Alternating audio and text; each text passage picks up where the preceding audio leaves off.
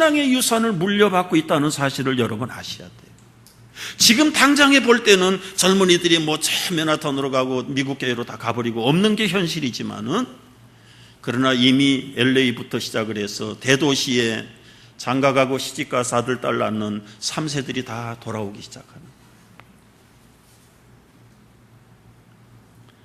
어제도 한국말이 익숙지 않는 80%의 우리 티네이저들을 모아놓고요, 기도하자고 그러니까 다 같이 주여 한국말로 삼창을 해요. 얼마나 열심히 뜨겁게 기도를 하는지. 이 피터 차 교수 이야기를 조금 더 소개해 볼게요. 이분이 시카고 대학에서 이 캠퍼스 미션에 헌신을 했어요. 믿는 사람을 찾아야 되는데 찾다 보니까 코리안 2세 대학생 테드라는 젊은이를 하나 만났어요. 그 테드하고 이제 어떻게 이 캠퍼스를 복음화시킬 것인가 의논을 하는 가운데 대뜸하는 소리가, 목사님, 우리도 우리 부모처럼 일주일에 한 번씩 모여서 기도회를 하면 되잖아요. 그래서 어느 날 밤 10시 정해놓고 기도회를 두세 사람 데리고 시작을 했다고 합니다. 교수이고 목사이지만 마음속에 두 가지 근심이 있었어요. 이 세들이 이게 길어야 얼마나 갈까, 기말고사 때 나올까, 시카고의 추운 겨울이 닥쳐오는데 그 추운 겨울에 그들이 운동장에 나와서 기도할까. 시간이 지났는데요, 그건 공연한 기후에 불과했고, 시험때가 돼도 시카고의 추운 겨울이 닥쳐와도 20명, 30명, 40명, 50명 기도하는 젊은 디아스포라 우리 젊은이들이 모여들기 시작을 하는. 하나님, 이 시카고 대학이 노벨상을 가장 많이 받는 대학이 되게 해달라고 기도해요. 그리고 교수들과 학생들에게 복음이 증거되기를 위해서 기도하기 시작을 했는데, 결국은 이 많은 기도자들, 흩어졌던 디아스포라 코리안 젊은이들이 모여가지고 그 유명한 얼바인 샴페인 컨퍼런스에 불을 붙이기 시작을 하는 거예요. 여러분, 우리 1세들은 얼바인 샴페인이 어떤 것인지 모르는데 3년에 한 번씩 모이는 미국의 젊은이들의 선교대회, 2006년도에 2만 명의 미국 젊은이들이 모여들었어요. 20년 전 시작할 때는 겨우 200명의 코리안 아메리칸 학생들이 있었는데 2만 명 가운데 6,600명이 한국 코리안 젊은이들이, 리스팅을 보면은 대부분이 김아니면 박이면 이. 그것뿐만입니까, 여러분? 김성구 장로님이 6년 전부터 시작한 자막 컨퍼런스 1년에 한 번씩 모이는데 작년에는 6,500명이, 그건 완전히 한국 코리안 젊은이들만 모여요. 2주 전에도 우리 교회 몇 가정들이 갔다 왔지요. 금년에도 2,800명이 필라델피아에서 모여요. 코스타라는 이야기 들어보셨죠? 한국 유학생들을 위한 전도 선교 집회가 20년 전에 시카고를 중심으로 이루어졌는데요, 지금은 코스타가 열리지 않는 도시가 없습니다. 북미주뿐만 아니라 저 유럽과 오세아니주까지 이제는 세계에서 한여름에 열리는 코스타에 참여하는 연 인원이 자그마치 20만 명에 가까운 유학생들이 모인다는 거예요. 4년마다 한 번씩 열리는 한인선교대 KWMC, 여러분 한 번씩 모이는데 영어권 젊은이들이 5,000명씩 모입니다. 몇 해 전부터 시작되는 지킴이라는 한인 젊은이들의 컨퍼런스에도 수천 명이 모여요. 그것뿐입니까? KCCC, 그 다음에 내비게이터, UBF, SBF, 조이, NIP, 수많은 선교단체들이 캠퍼스마다 다 들어가요. 거기에 모든 스태프들과 앞장서서 일하는 사람들이 누구냐? 흩어졌던 디아스포라들의 2세, 3세들이에요. 왜 하나님이 우리 한민족을 세계 197개국으로 흩어보내셨을까요? 유럽의 코스타를 모여가지고 젊은이들이, 이제는 유럽에서 가까운 아프리카의 선교는 우리가 책임집니다.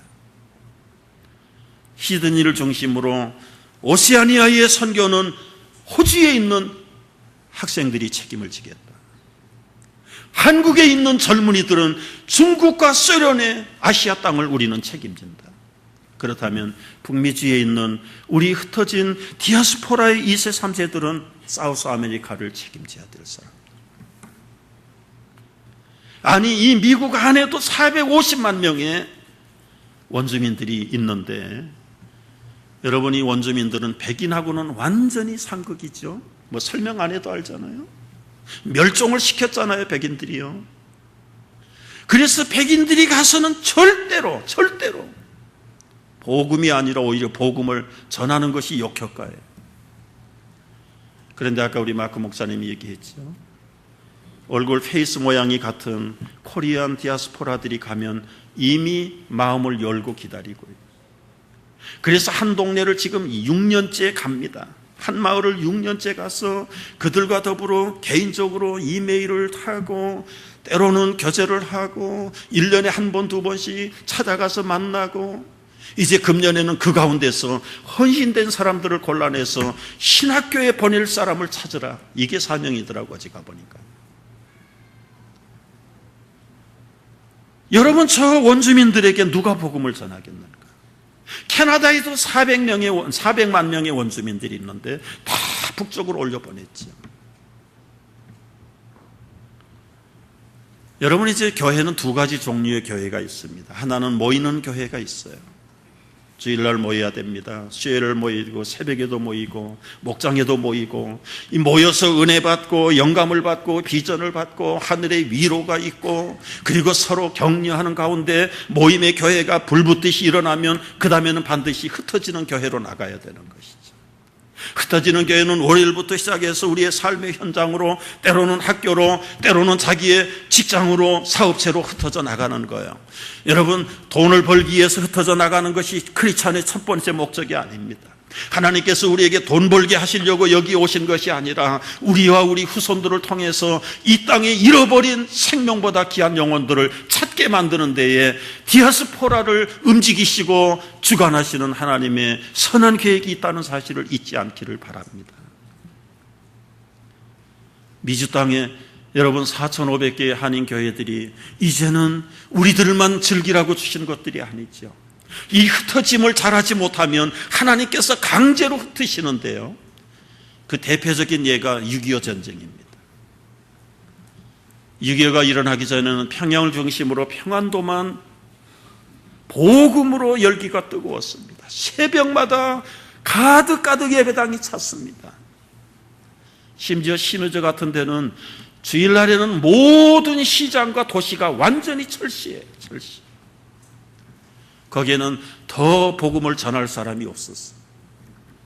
그럼에도 불구하고 하나님 말씀하세요. 너희는 온 천하에 다니면서 복음을 전하라.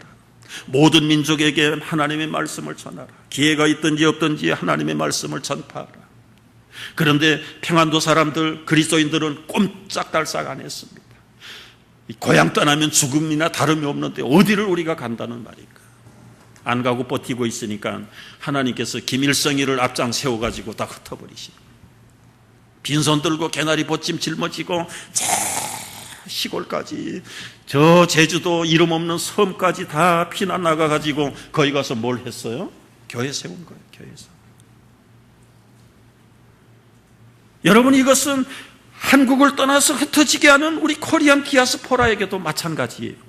하나님의 계획은 동일합니다. 모이는 교회에서 은혜와 비전을 받고 그리고는 흩어지지 않으면 하나님께서 강제적으로 흩으신단 말이죠.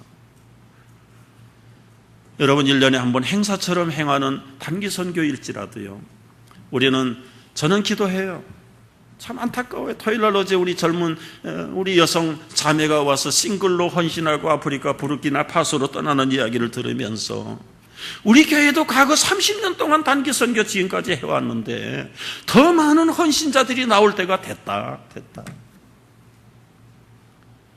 기도하셔야 돼요. 우리만 잘 먹고 잘 사는 것이 하나님이 이 땅에 우리를 불러서 살게 하는 목적이야. 아브라함이 흩어짐에 순종하지 않을 때가 있었습니다. 하란이라는 곳에 도중하차할 뻔했어요. 그러나 하나님이 강제로 밀어내셨어요. 롯은 소돔과 고모라에 안착했다가 그의 패밀리의 종말이 어떻게 됐습니까? 여러분이 열심히 모여서 은혜 받고 하나님의 비전을 그리고 하나님의 일호와 능력의 손에 이끌렸으면 그 다음에는 자발적으로 흩어져요. 젊은이들은 멀리 가고 멀리 가지 못 가는 우리들은 우리 집 근처에도 아직도 주님이 찾고 기다리시는 고향에서 떠나온 흩어진 나그네들이 얼마나 많은가. 그들을 향한 주님의 마음을 품고 우리가 이 한 달 동안 남은 생에 흩어진 디아스포라의 승리가 있기를 주의 이름으로 축복합니다.